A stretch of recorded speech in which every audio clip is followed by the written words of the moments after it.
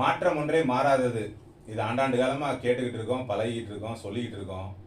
ஆனால் உண்மையிலே இது அரசியலுக்கு பொருந்துமா பொருந்தாதா, அதை மக்கள் நீங்கள் தான் சொல்ல போறீங்க. அரசியலும் மதமும் இந்த ஒரு நிலைப்பாடு இருக்குல்ல, தமிழ்நாடு அரசியல், ஏன் தமிழ்நாடு அரசியல், இந்தியாவின் அரசியலே மதத்தை மையப்படுத்தி தான் இன்னும் நகர்ந்துகிட்டு இருக்கு அப்படின்றது என்னுடைய பகிரங்க குற்றச்சாட்டு. காணொலியை முழுசா பாருங்க, பார்த்துட்டு நீங்க ஒரு முடிவுக்கு வாங்க. கண்டிப்பா உங்களுடைய கருத்துக்களை சொல்லுங்க. இல்லாத ஒரு விஷயத்த அபாண்டமா யார் மீதும் பழி சுமத்த வேண்டிய அவசியம் நமக்கு இல்லை. சரி, இப்போ மாற்றம் அப்படின்றது வெறும் அரசு தரப்புலையோ கட்சிகள் தரப்புலையோ மட்டும் இருக்கக்கூடாது இல்லை, மக்கள் தரப்புலையும் அதுக்கான முன்னெடுப்பு இருக்கணும் அப்படின்றதான பொதுவான விஷயம் எந்த ஒரு விஷயமா இருந்தாலுமே. இப்போ மக்கள் மாறிட்டாங்களா அப்படின்னு பார்த்தீங்கன்னா, மக்கள்கிட்ட இந்த விழிப்புணர்வு, மதம் அப்படின்றது ஒரு தனியாக இருக்க வேண்டிய ஒரு இடம், அது அத்தியாவசிய விஷயம் கிடையாது அப்படின்றது பல தலைமுறை ஆயிடுச்சு, பல வருடங்கள் ஆயிடுச்சு. இன்னைக்கு ஜாதி மதம் பார்த்து எந்த ஒரு சாமானிய மனிதனும் யாருடனும் பழகிறது இல்லை. என் ஜாதிக்காரன் கடையில் தான் நான் ஜாமான் வாங்குவேன், என் மதத்துக்காரன் கடையில் தான் நான் காய் வாங்குவேன், என் மதத்துக்காரன் ஹோட்டலுக்கு தான் நான் போவேன், இவன்கிட்ட தான் நான் கடை வாங்குவேன், இவன்கிட்ட தான் நான் வேலை செய்வேன், அப்படியெல்லாம் எந்த சாமானிய மனிதனும் பார்ப்பதில்லை. அவனை பொறுத்த வரைக்கும் ஸ்கில்ஸ் இருக்கா, கடை தரமாக இருக்கா, பொருள் நல்லா இருக்கா, அங்கே வரவு செலவு பண்ணுவோம், நாணயத்தை எதிர்பார்ப்பாங்க. வரவு செலவு ரிலேஷன்ஷிப் இந்த உண்மையை பொறுத்து, நாணயத்தை பொறுத்து இன்னைக்கு நகர்தே தவிர இன்ன ஜாதிக்காரன் இன்ன மதத்துக்காரன் அப்படின்னு யாரும் யாரோடையும் பழகிறது இல்லை. இது பெரும்பாலான நிலைப்பாடு தான் தமிழ்நாட்டில். சில விஷக்கிருமிகள் இருக்கும், அதை நம்ம தவிர்க்க முடியாது. விதி விலக்கு விதியாகாது இல்லை, அதெல்லாம் எக்ஸப்ஷனல் கேஸ். இது மாதிரி ஜாதி பார்த்து மதம் பார்த்து தான் மக்கள் ஓட்டு போடுறாங்களா அப்படின்னு கேட்டிங்கன்னா அதுவும் நிச்சயமாக கிடையாது. இப்போ ஒரு உதாரணத்துக்கு வருவோமே, மதம் பார்த்து தான் இன்னைக்கு தமிழ்நாடு மக்கள் வாக்கு செலுத்துறாங்க அப்படின்னா, தமிழ்நாட்டில் மெஜாரிட்டி பீப்புள் ஹிந்து மக்கள் தான். ஹிந்து மக்களை பிரதிநிதித்துவப்படுத்தக்கூடிய கட்சியா தன்னை காட்டிக்கக்கூடிய ஒரு கட்சி, இந்து மக்களின் காவலர் போன்ற ஒரு தோற்றத்தில் இருக்கக்கூடிய ஒரு கட்சி பாஜக. அப்படி பார்த்தா மதம் பார்த்து மக்கள் வாக்களித்திருந்தா இந்த பாஜக அப்படின்ற ஒரு கட்சியை தவிர வேற எந்த கட்சியுமே தமிழ்நாட்டில் ஒரு சீட்டு கூட வாங்கியிருக்க கூடாது. ஆனா பாஜக ஒரே ஒரு சீட்டு தான் வாங்குச்சு, அதுவும் அந்த தனிப்பட்ட நபரின் செல்வாக்குனால வாங்குச்சே தவிர மற்றபடி மொத்தமா ஜாதி பார்த்து மதம் பார்த்து மக்கள் வாக்களித்திருந்தார்கள் என்றால் ஆண்டாண்டு காலமா பாஜக தான் வந்திருக்கு. இதை உறுதிப்படுத்தக்கூடிய இரண்டாவது விஷயம், இன்னைக்கு தமிழ்நாடு சட்டமன்றத்தில் தாவேகாவின் சார்பா இருக்கக்கூடிய சட்டமன்ற உறுப்பினர்கள் பேர் கூட பல தொகுதி வாக்கு செலுத்திய வாக்காளர்களுக்கு தெரியாது. அது ஆனா பெண்ணா அப்படின்னு கூட மேபி அந்த ஓட்டு போடுற கேப்ல அந்த லிஸ்ட்ல அவங்க படிச்சு பார்த்துருந்தாங்களே ஒழிய அவங்க மைண்ட்ல பெருசா ஸ்டோர் ஆயிருக்காது. இது விஜய் அவர்களுக்காக தான் இப்படி நடந்துச்சா அப்படின்னா, விஜயகாந்த் அவர்கள் தனித்து நின்ன போதும் இது நடந்துச்சு. நாம் தமிழர் கட்சிக்கு வாக்கு செலுத்தணும் அப்படின்ற ஒரு சிந்தனைக்கு மக்கள் வரும்போதும் அது நடந்துச்சு. யாருக்குப்பா ஓட்டு போட்ட அப்படின்னா, இன்ன வேட்பாளர் அப்படின்னு சொல்றது வழக்கமா இருந்தது இல்லை. சீமானுக்கு போட்டேன், சீமான் ஒரு தொகுதியில நிற்பாரு. ஆனா 234 தொகுதியில எங்க போய் கேட்டாலும் நான் சீமானுக்கு தான் போட்டேன், நான் விஜயகாந்துக்கு போட்டேன். கட்சி பேர் கூட பல பேருக்கு தெரியாதுங்க. நமக்கு எப்பவுமே ரெட்டலை தாங்க, நமக்கு எப்பவுமே உதயசூரியன் தாங்க. இப்படிதான் பொதுமக்களுடைய மைண்ட் செட் இருந்துச்சு. வேட்பாளரின் ஜாதி மதம் யார் பார்க்கிறார் அப்படின்னா அந்தந்த கட்சிகள் பார்க்குது. இதுக்கு தாவேகாவும் விதி விலக்கு இல்லை. இன்னைக்கு சீமான் அவர்கள் குற்றம் சாட்டினார்ல, எத்தனையோ தொகுதி இருக்கும்போது நீங்க ஏங்க பெரம்பலூரையும் திருச்சி கிழக்கையும் தேர்ந்தெடுத்தீங்க, இது ஜாதி அது ஜாதியும் மதமும், இந்த குற்றச்சாட்டு இருக்குல்ல, இந்த குற்றச்சாட்டு வைக்கிறது சரியா தப்பா அப்படின்லாம் நம்ம சொல்ல முடியாது. திமுக அதிமுக ஆண்டாண்டு காலமா இதை தான் பண்ணிட்டு இருக்காங்க. ஒவ்வொரு தொகுதி வேட்பாளர்கள் எந்தெந்த ஜாதி மக்கள் அதிகமா இருக்காங்க, யாருக்கு செல்வாக்கு அதிகமா இருக்கு, யாருனால ஓட்டுக்கு அதிக பணம் கொடுக்க முடியும், கட்சிக்கு நிதி அதிகம் கொடுக்க முடியும், இப்படியெல்லாம் பார்த்து தான் அவங்க சீட்டை கொடுக்குறாங்க. அப்போ இதுல அதே மாதிரி தேமுதிகக்கு இப்போ சமீபத்தில் ஏன் அதிக இடங்கள் கொடுத்தாங்க அப்படின்னா, அதுலேயும் ஜாதி அடிப்படை தான், இவங்களுக்கு வேண்டப்பட்டவங்க, அவங்க ஆதரிக்கக்கூடிய நிலைப்பாட்டில் இருக்கக்கூடியவங்க, இதிலே நிறையா ஒரு உட்பிற உள்ளவங்கலாம் இருக்காங்க. அந்த லிஸ்டெல்லாம் அன்றைக்கி வந்துச்சு. இதை தான் இவரும் பண்ணுறாரு. சீமான் அவரை இந்த விஷயத்தில் நம்ம பாராட்டணுங்க. சரிபாதி பெண் வேட்பாளர், சரிபாதி ஆண் வேட்பாளர், அவர் நிப்பாட்டக்கூடிய அந்த வேட்பாளர்களுக்கும் வழக்கமாக அந்தந்த தொகுதியில் நிற்கக்கூடிய ஜாதிக்கும் சம்மந்தமே இருக்காது. அப்போ ஒரு புது முன்னெடுப்பை சீமான் எடுக்கணும் அப்படின்னு நினைக்கிறத இந்த ஒரு விஷயத்தில் மட்டும் நம்ம அவரை பாராட்டுவோம். மற்றபடி அவருடைய எல்லா விஷயங்களுக்கும் நம்ம ஆதரிக்க முடியாது. ஆனால் திமுக, அதிமுக, தாவேகா இதே நிலைப்பாட்டில் இருக்காங்க. சரி, இப்போ அண்ணாமலை அவர்கள் அரசியலுக்கு வர்றார். இதுக்கு முன்னாடி பாஜக தரப்பில் ஒரு போஸ்ட் ஒன்று அதிகமாக ஷேர் ஆகும். இஃப்தார் நோன்பு துறக்கும் விழாக்கு வந்து பார்த்தீங்கன்னா பெரும்பாலும் எல்லாருமே போவாங்க. ஸ்டாலின் அவர்களாக இருக்கட்டும், உதயநிதியாக இருக்கட்டும், ஜெயலலிதா அம்மையார் இருந்த காலகட்டமாக இருக்கட்டும், அதே மாதிரி எடப்பாடி பழனிசாமி எல்லாருமே அங்கே போவாங்க. அவங்கள கௌரவிக்கும் விதமாக குல்லா அணிஞ்சுக்குவாங்க, அங்கே நோன்பு கஞ்சி குடிப்பாங்க. இது வழக்கமாக இருந்தது. அப்போது இந்த காலகட்டத்தில் அண்ணாமலை அவர்களுடைய ஒரு போஸ்ட் வைரல் ஆகுது. என்ன அப்படின்னா, இவரும் அந்த மாதிரி ஒரு ஃபங்க்ஷனுக்கு போகிறாரு. அங்கே போய் இவர் வந்து நோன்பு கஞ்சி குடிக்கிறாரு, நெத்தியில் விபூதி பூசியிருக்காரு, அந்த குல்லா அணியலை.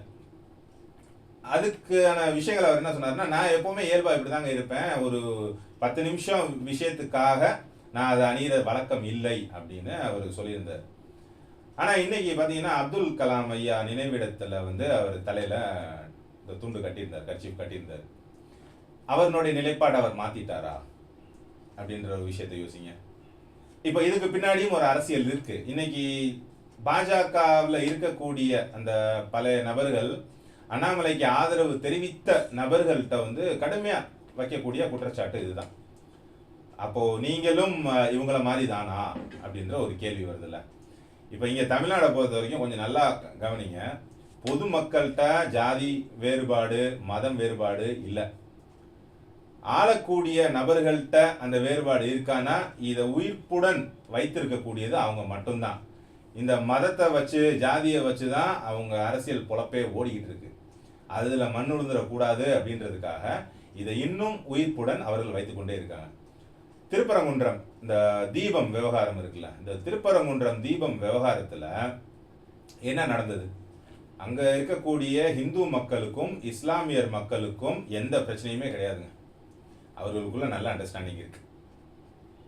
அப்படி இருந்தும் அங்கே கார்த்திகை தீபம் திருநாள் அன்று மலை உச்சியில் இருக்கக்கூடிய அந்த ஒத்த விளக்க ஏற்ற விடவே மாட்டேன் அப்படின்னு உறுதியாக நின்னது திராவிட மாடல் அரசு. எதுக்காக? அதை செய்ய வேண்டிய அவசியம் இல்லையே. அந்த தூண் அது ஒரு பெரிய விஷயங்க, அது பெரிய சப்ஜெக்ட். நம்ம ரீசெண்டாக ஒரு வீடியோ போட்டிருந்தோம், அது என்ன ஏஐயில் பண்ணியிருந்தோம். அன்னைக்கு காணொலி நம்மளால் பதிவு பண்ண முடியலை, இருந்தாலும் எல்லாம் ரெடி ஆகிட்டோம். பக்கத்தில் ஒரு கோயில் திருவிழா, அதனால பார்த்தீங்கன்னா சத்தம்னால நம்மளால் ரெக்கார்ட் பண்ண முடியல. அதனால ஏஐயில் அந்த கண்டென்ட்டை மட்டும் ஷேர் பண்ணணும்னு நினச்சேன். வாய்ப்பு இருந்துச்சுன்னா அந்த வீடியோ பாருங்கள். அந்த கோயில் இடத்துக்கு சொந்தமான ஒரு இடத்துல இருக்கக்கூடிய தூண், தர்காவுக்கும் தூணுக்கும் 50 மீட்டர் தூரம் இருக்கு. 1996 தர்காவுக்கு 15 மீட்டர் தூரத்தில் இருக்கக்கூடிய தீபத்தூண்லையும் தீபம் ஏற்றலாம், உச்சி பிள்ளையார் கோயிலையும் தீபம் ஏற்றலாம் அப்படின்ற ஒரு நிலைப்பாடு இருக்கு. அப்போ இவங்க என்ன பண்ணலாம்? சரி, ஏற்றிட்டு போகிறாங்க, போலீஸ் பந்தோபஸ்தோட, கூட்டம் கூடக்கூடாது, 10 பேர் மட்டும் போங்க, ஏற்றிட்டு வாங்க அப்படின்னு சொன்னால் அது முடிஞ்சிருக்கும். ஆஹா, இது நடந்துருச்சு அப்படின்னா ஹிந்து மக்கள் எல்லாம் எங்கே ஒன்று சேர்ந்துருவாங்களோ அப்படின்ற ஒரு நிலைப்பாட்டில் அதை செய்யவே விடாமல் வைத்திருந்தது இந்த திராவிட மாடல் அரசு. சரி, இப்போ அவங்களுடைய எண்ணோட்டம் எப்படி இருந்தது அப்படின்னா, ஆண்டாண்டு காலமாக ஹிந்துக்களை திட்டிக்கிட்டே தான் அவங்களுடைய அரசியல் வளர்ந்தது.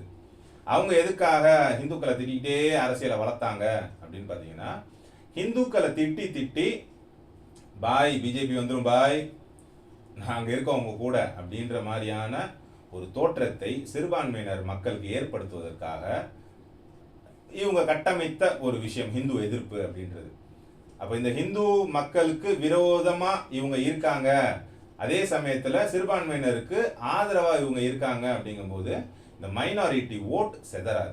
இதெல்லாம் ஒருங்கிணைந்து ஒரு புள்ளியில் இருக்கும்.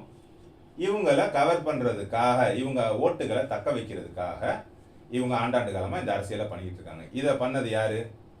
இதை பண்ணது திமுக அரசு. அவங்களுக்கு கடவுள் நம்பிக்கை இருக்கா இல்லையா, அவங்க நேரடியா இருக்கிற மாதிரி நமக்கு தெரியல. இருந்தா ஒரு பயம் வரும்ல. அவங்க வீட்டுக்காரமாக இருக்கு, ஸ்டாலின் அவர்களின் வீட்டுக்காரமா எவ்வளோ கோயிலுக்கு போறாங்க, தான தர்மங்கள் பண்றாங்க, பூஜை புனஸ்காரங்கள ரொம்ப பிஸியாவே இருந்தாங்க கடந்த 5 ஆண்டுமே. அப்ப அவங்களுக்கு இந்த நம்பிக்கை இருக்கு. ஸ்டாலின் அவர்களுக்கு நம்பிக்கை இருக்கா, உதயநிதி ஸ்டாலின் அவர்களுக்கு நம்பிக்கை இருக்கான்லாம் நமக்கு தெரியல. இல்ல அப்படின்னு நம்ம எடுத்துக்குவோம். இருந்திருந்தா இந்த அளவுக்கு துணிச்சலா இப்படி ஒரு அபாண்டமான செயல்களை செய்யறதுக்கு மனசு வராதுல்ல. சரி, இது இவங்களுடைய நிலைப்பாடா. இன்னைக்கு தாவேகா வருவோம். தாவேகாவின் தலைவர் இன்றைய முதலமைச்சர் விஜய் அவர்களுக்கு இந்து மக்கள் மீது வெறுப்பு இருக்கா, விரோதம் இருக்கா அப்படின்ற ஒரு கேள்வி. வெறுப்பு விரோதம்ங்கிறது அடுத்து முதல்ல நம்பிக்கை இருக்கா அப்படின்னா, நம்பிக்கை இருக்கு அப்படின்றது நமக்கு தெரியுது. எதை வச்சு நம்பிக்கை இருக்கு அப்படின்ற ஒரு நிலைப்பாடுக்கு நம்ம வர்றோம். பொட்டு வச்சுட்டு வர்றாரு, கையில கயிறு கட்டியிருக்காரு.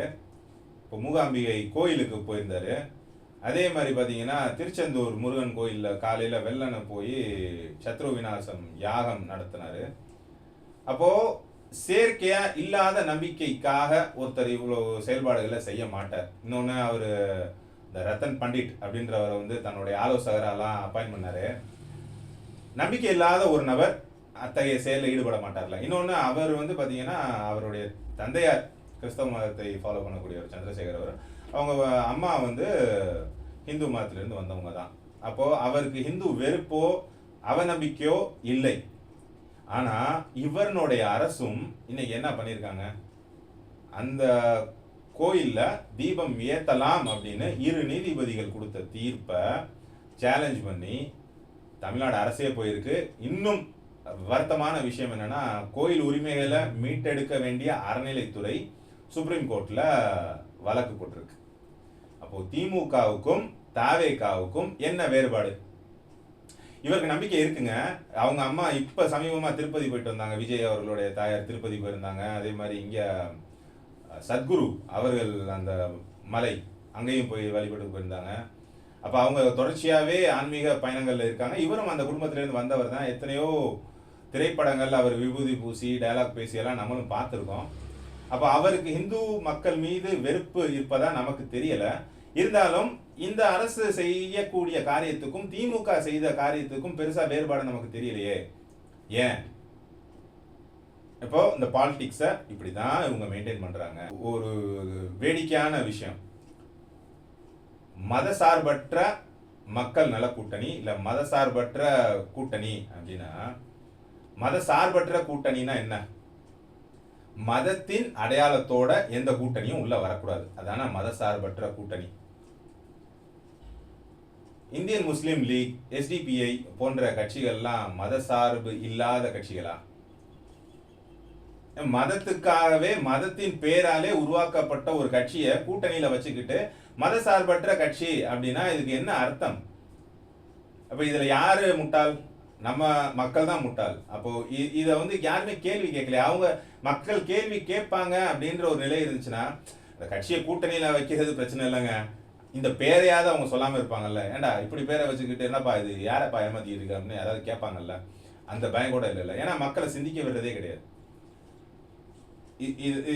இந்த மாதிரி மட்டும்தான் தொடர்ச்சியா தாவேகா ஈடுபட்டுக்கிட்டு இருக்கு. இப்போ இங்கே வருவோம், நம்ம நாம் தமிழர் சீமான் அவர்கள் வருவோம்.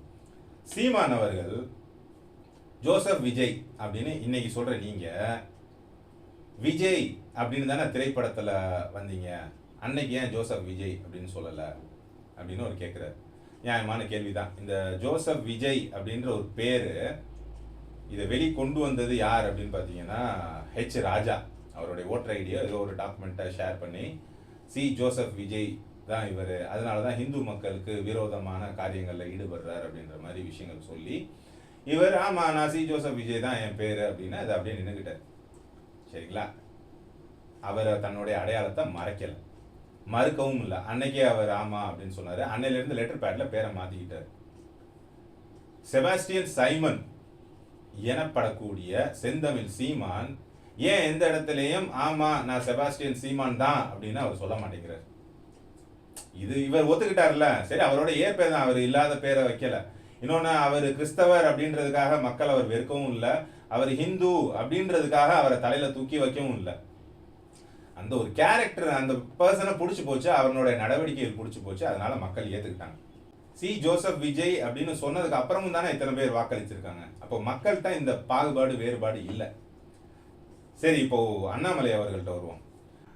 அவருக்கு இருக்கக்கூடிய மிகப்பெரிய 2 சேலஞ்ச் என்ன அப்படின்னு கேட்டிங்கன்னா, முதல் சேலஞ்ச், நான் பாஜகவின் முகம் இல்லை அப்படின்னு அவர் முதல்ல வெளியில் டிக்ளேர் பண்ணணும்.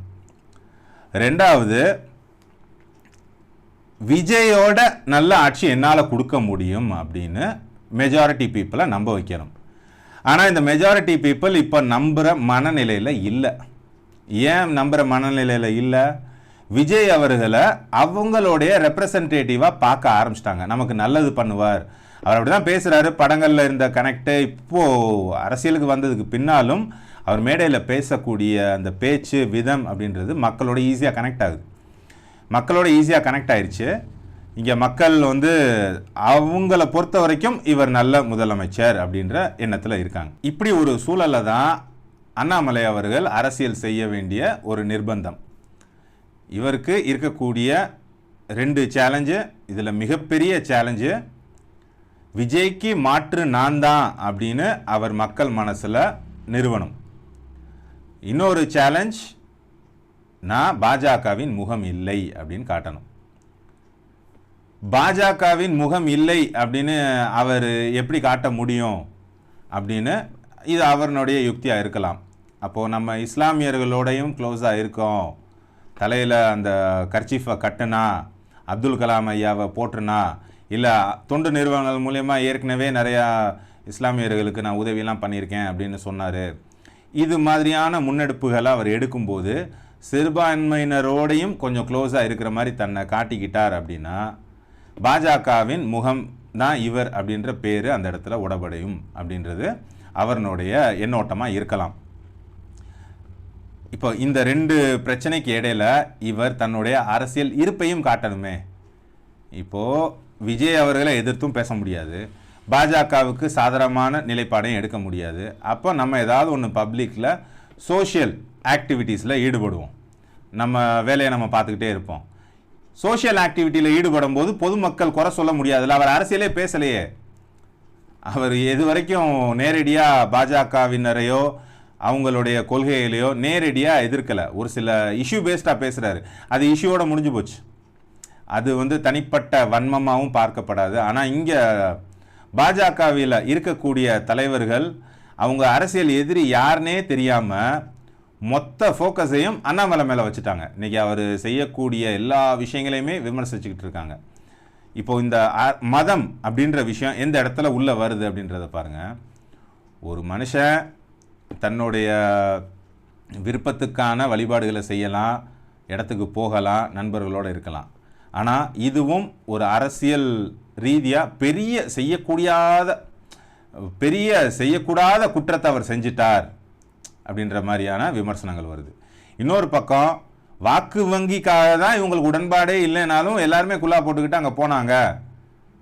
அப்போ இவரும் அதை தானே பண்ணுறார் அப்படின்னா இப்போ இந்த அரசியல் களம் எப்படி இருக்குன்னு பாருங்கள். மக்களுக்குள்ள பாகுபாடு இல்லைங்க. ஆனால் இந்த அரசியல் அப்படின்னு வந்துட்டாலே எல்லாரும் அதை தான் பண்ணுறாங்க. இந்த முதல்வன் படம் முழுவதும் நல்லவனாக இருந்த கதாநாயகன் கிளைமேக்ஸில் அவரே சுட்டுக்கிட்டு துப்பாக்கியை தூக்கி போடுவார்ல, கடைசியில் என்னையும் அரசியல்வாதி ஆக்கிட்டீங்களாடா அப்படின்னு. இந்த அரசியல் அப்படின்னு வந்துட்டாலே, இந்த அரசியல் தலைவர்கள் அப்படின்னு வந்துட்டாலே மதத்துக்கு அப்பாற்பட்டு ஏன் அவங்க நடக்க மாட்டேங்கிறாங்க? இந்த கேள்விகள் மக்கள் யோசிக்க மாட்டாங்களா? கண்டிப்பாக யோசிக்கணும். இந்த வேறுபாடை தெரிஞ்சுக்குங்க. ஒரு அரசியல் தலைவர், அது சீமான் அவர்களாக இருக்கட்டும், அவர் ஏன் செபாஸ்டியன் சீமானுங்கிறத மறைக்கிறார்? அவர் ஒரு கிறிஸ்தவர் இல்லை அப்படின்ற நிலைப்பாட்டை பார்க்குறாரு. விஜய் அவர்கள் கிறிஸ்தவர்னு சொல்லிட்டு கிறிஸ்தவர்களின் வாக்கு வங்கியை இங்கே பிடிச்சிட்டாரே, இஸ்லாமியர்களின் கட்சியையும் கூட்டணியில் வச்சிருக்காரு, ஐஎம்எல்லாம் நீ இவரோட தான் டிராவல் பண்ணுவாங்க. இன்னொரு பக்கம் மதசார்பற்ற கூட்டணி அப்படின்னு சொல்லக்கூடிய காங்கிரஸ் இங்கே வந்துருச்சே. இப்போ இந்த வைத்தறிச்சல் இவங்களுக்கும் இருக்குது, டிஎம்கேக்கும் இருக்குது. இப்போ அவங்க டிஎம்கே ஏடிஎம்கே பற்றி இனி நம்ம பெருசாக பேச வேண்டிய விஷயமே இருக்காது. ஏன் அப்படின்னு கேட்டிங்கன்னா மக்கள் வந்து இப்போ நிறையா பார்க்க ஆரம்பிச்சிட்டாங்க. செய்திகள்லாம் ஒரு காலத்தில் ஒரு ஓல்டு சப்ஜெக்டாக இருந்துச்சு, வயசானவங்க பெரியவங்க தான் பார்ப்பாங்கன்னு. இன்றைக்கி பெண்கள் உட்பட செய்திகள் பார்க்க ஆரம்பிச்சிட்டாங்க. அப்போது அரசியல் களமானது மாறிக்கிட்டே இருக்குது. ஆனால் இந்த மதம் மட்டும் மாறலை, மதத்தை வச்சு அரசியல் செய்யக்கூடிய விதமும் மாறலை. திமுக அரசு எவ்வளவு காட்டமாக இந்த சிஏஏ சிட்டிசன்ஷிப் அமெண்ட்மெண்ட் ஆக்டுக்கு எதிர்ப்பு தெரிவித்தாங்க. அவங்க சொன்ன குற்றச்சாட்டு என்ன? பாஜக இந்தியாவில் தமிழ்நாட்டில் இருக்கக்கூடிய இஸ்லாமியர்கள் எல்லாரையும் வெளியேற்றணும்னு நினைக்கிது, இந்த சட்டத்தை போட்டு வெளியேற்ற போகிறாங்க அப்படின்னு சொன்னாங்க. அப்படின்னு தானே சொன்னாங்க. எத்தனை இஸ்லாமியர்கள் நம்ம மாநிலத்திலிருந்து, நம்ம மாநிலத்தை சேர்ந்தவர்கள் விரட்டப்பட்டார்கள்? இஸ்லாமியர்கள் எல்லாருமே அந்த சட்டத்தை போட்டு விரட்டிட்டாங்களா நம்ம நாட்டை விட்டு, நம்ம மாநிலத்தை விட்டு? அப்போ எப்படி மடைமாற்றம் பண்ணுறாங்க பாருங்க. மதம்ங்கிறது எதுக்கு தேவைப்படுது? சிறுபான்மையினர் மக்களும் தெளிவாக தான் இருக்காங்க. இப்போ பிரச்சனை வந்து இப்போ காமனாக பார்க்கும்போது ஒருவேளை சிறுபான்மையினர் மக்கள் தான் இப்படி இருக்காங்களா? அதுவும் கிடையாது. சிறுபான்மையினர்லேயும் நம்மளை மாதிரி யோசிக்கக்கூடிய பல மக்கள் இருக்காங்க. அவங்களும் மதத்துக்காக தான் ஓட்டு போடுவோம் அப்படின்லாம் கிடையாது. ஆனால் அந்த வழிபாடு தலம் சர்ச்சில் இன்னாருக்கு சப்போர்ட் பண்ணுங்க அப்படின்னு பேசப்படுது, ஃபண்டு இறக்கப்படுது. மாஸ்கில் இவங்களுக்கு நம்ம ஓட்டு போடுவோம் அப்படின்னு முடிவு எடுக்கப்படுது. ஆனால் கோயில் அப்படின்றது பப்ளிக் ஆயிரும்ல, அது அந்த அவ்வளோ பெரிய பப்ளிக் இதில் பண்ணுறதுக்கான வாய்ப்புகள் இல்லாமல் போகுது, அதை அவங்க பண்ணலை. ஆனால் கேட்கக்கூடியவங்க எல்லாரும் கேட்குறாங்களா அப்படின்னா, அது எல்லாமே கேட்டிருந்தாங்க அப்படின்னா திருப்பி திமுக தான் ஆட்சிக்கு வந்திருக்கணும். அப்போ பொதுமக்கள் வந்து அந்த விழிப்புணர்வுக்கு வந்துட்டாங்க. இருந்தாலும் பொதுமக்கள் நாங்கள் ரொம்ப தெளிஞ்சிட்டோம் அப்படின்ற மனநிலைக்கு வந்துட்டாங்க, காட்ட ஆரம்பிச்சிட்டாங்கன்னா இந்த அரசியல்வாதிகள் இந்த மதத்தை வைத்து செய்யக்கூடிய அரசியலை கைவிட்டுட்டு ஜென்யூன் பாலிடிக்ஸ்க்கு மாறுவாங்க. மக்கள் மாறியாச்சு, அரசியல் தலைவர்களும் மதங்களை ஓரங்கட்டி வச்சுட்டு நாட்டு மக்களுக்கு நீங்கள் என்ன செய்ய போகிறீங்க, என்ன செஞ்சுருக்கீங்க, பொது வெளியில் உங்கள் மேலே இருக்கக்கூடிய குற்றச்சாட்டை எப்படி கிளைம் பண்ண போகிறீங்க, அதுதான் விஷயமா இருக்கணும். மக்கள் உங்களுடைய கருத்து என்ன அப்படின்றதையும் இதில் பதிவு பண்ணுங்கள். மீண்டும் ஒரு நல்ல காணொளியில் உங்கள் அனைவரையும் சந்திக்கிறேன். நன்றி, வணக்கம்.